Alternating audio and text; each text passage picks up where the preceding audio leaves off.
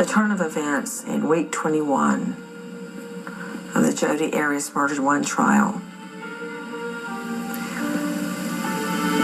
were very, very heartbreaking.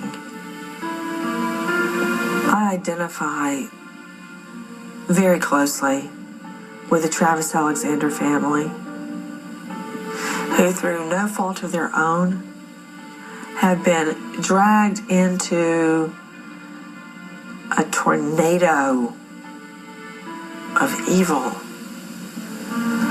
Sitting 30 feet away from Jodi Arias, she emanates evil.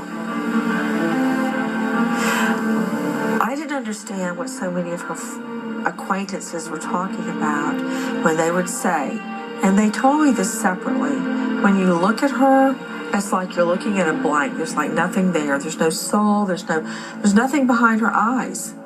I didn't get it. Really get it.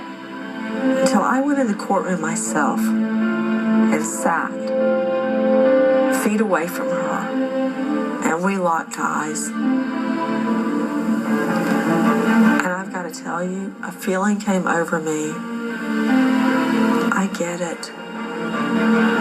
I completely get it. She is unlike the rest of us that are walking the street with warm blood in our veins and our heart beeping. It's just,